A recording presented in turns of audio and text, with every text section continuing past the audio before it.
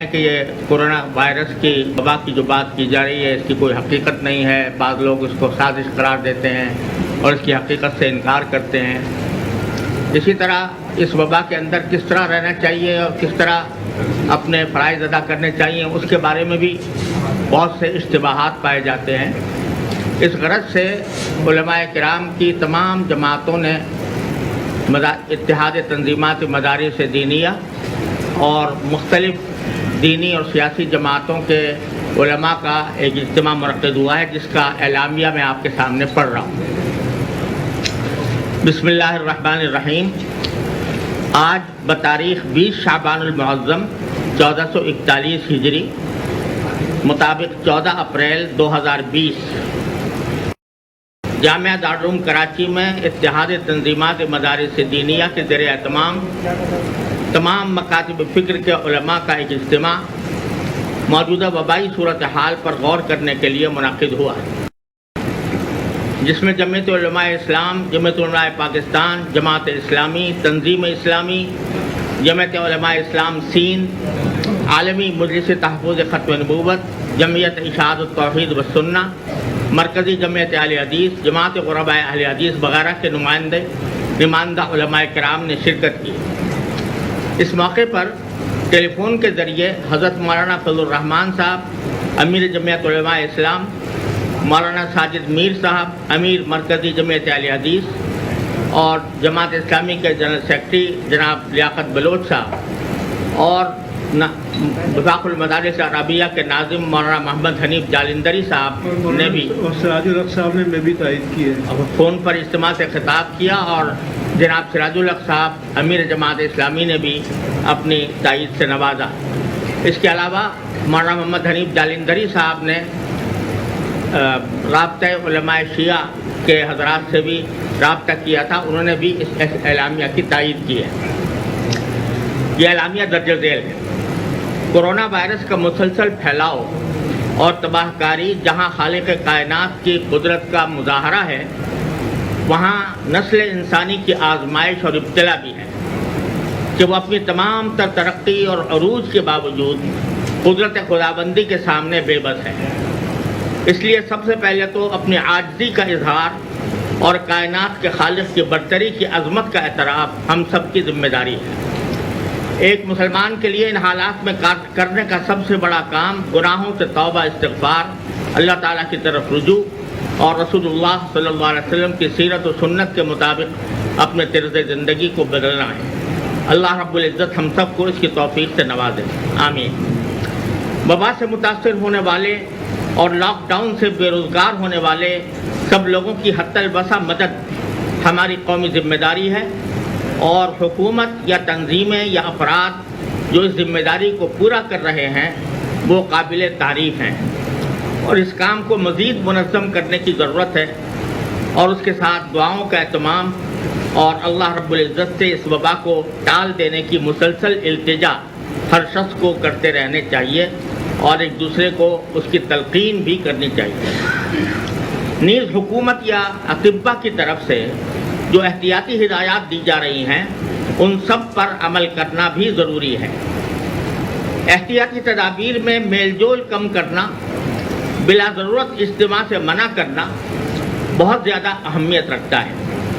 جس کی سب کو پابندی کرنی چاہیے. مگر لازمی سروسز میں کام کو معطل نہیں کیا جا سکتا،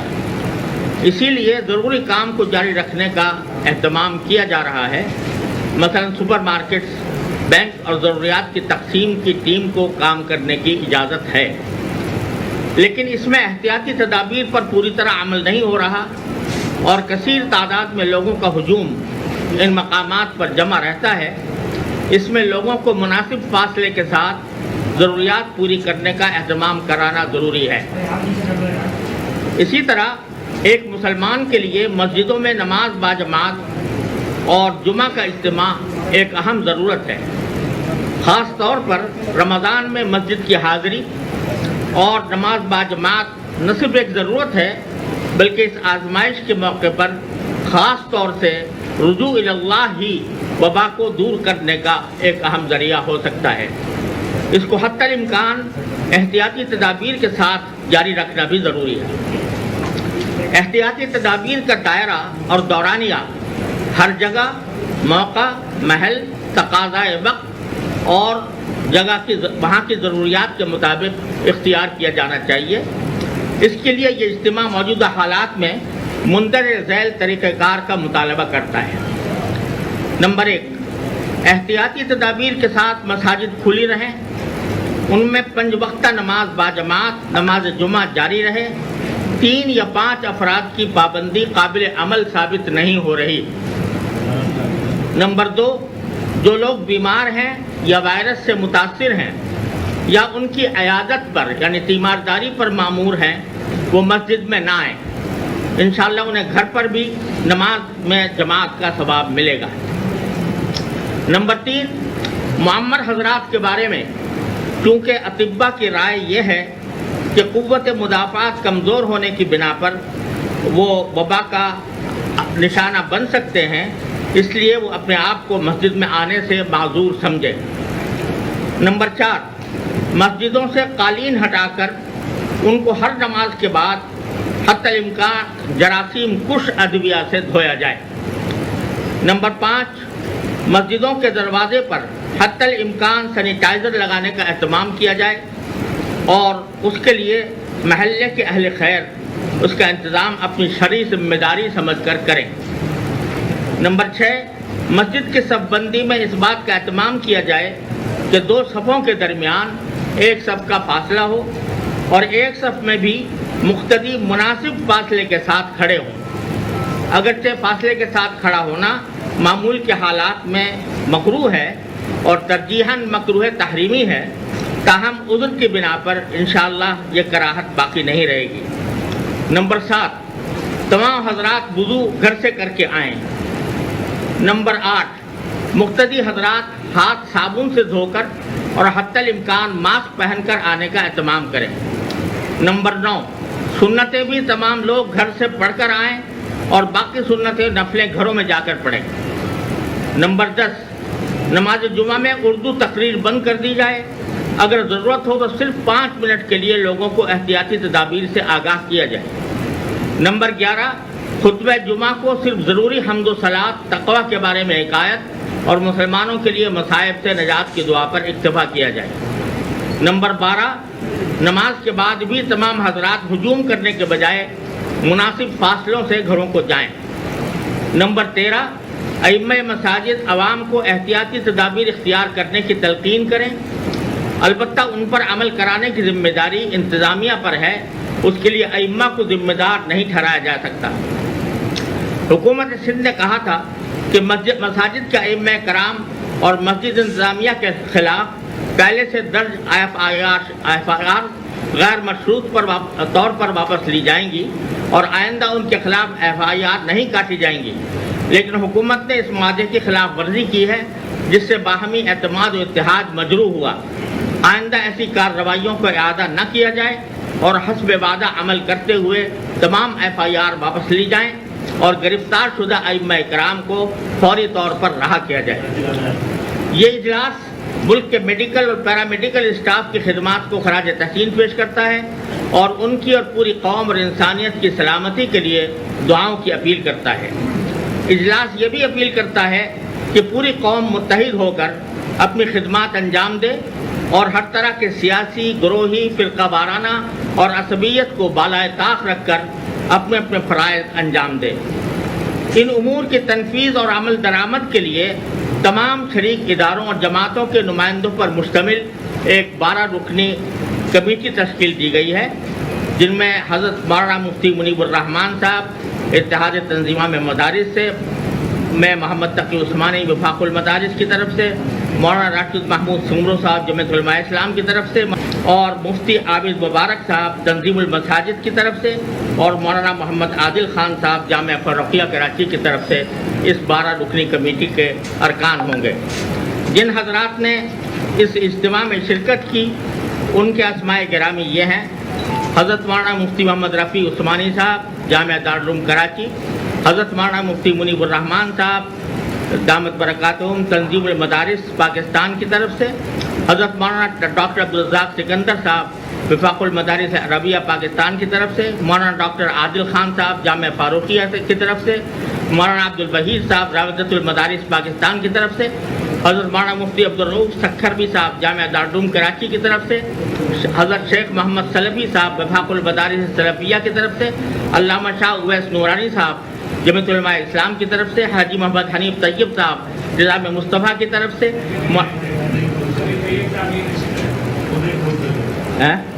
پہنچ نہیں سکے، اچھا، مولانا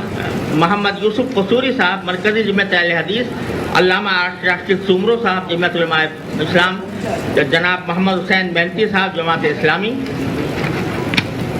جناب مولانا عبید اللہ صاحب اشاعت التوحید والسنہ،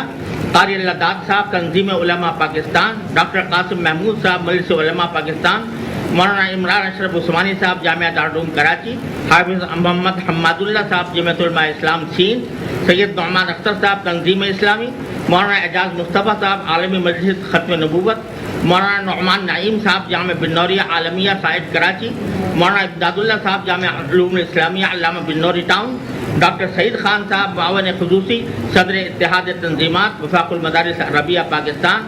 قاری محمد عثمان صاحب جامعہ عثمانیہ کراچی، مولانا ناصر محمود صاحب جامعہ اسلامیہ لاڑکانہ،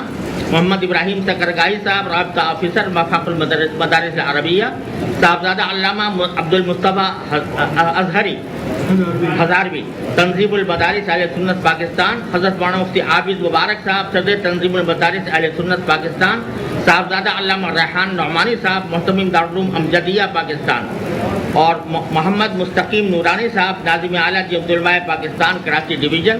محمد انس عادل خان صاحب جامعہ فاروقیہ، مولانا قاسم عبداللہ صاحب جامعہ حمادیہ، مولانا محمد عبد المنان صاحب نائب مفتی جامعہ دارالعلوم کراچی، اب مولانا عبداللہ نجیب الحق جامع مسجد بیت المکرم، مولانا حسان اشرف عثمانی جامعہ دارالعلوم کراچی، سید عمیر الحسن برنی صاحب دارالعلوم نعیمیہ کراچی، عبدالرشید فاروقی صاحب جمعیت اتحاد علماء جماعت اسلامی، مفتی نذیر جان نعیمی صاحب دارالعلوم مجددیہ نعیمیہ ٹرسٹ ملی، علامہ محمد اشرف گورمانی صاحب صدر سنی علماء کونسل، مفتی آصف سعید قادری صاحب چیئرمین نور الاسلام اسلامک اکیڈمی، مفتی رفیع الرحمان نورانی صاحب جامعہ گلزار مدینہ، علامہ توقیر مصطفی جامعۃ المصطفیٰ الرضویہ، حافظ احمد سلفی جمعیت غرباء اہل حدیث، مولانا عبدالستار مدنی مدرسہ تحفیظ القرآن المدنیہ لانڈھی،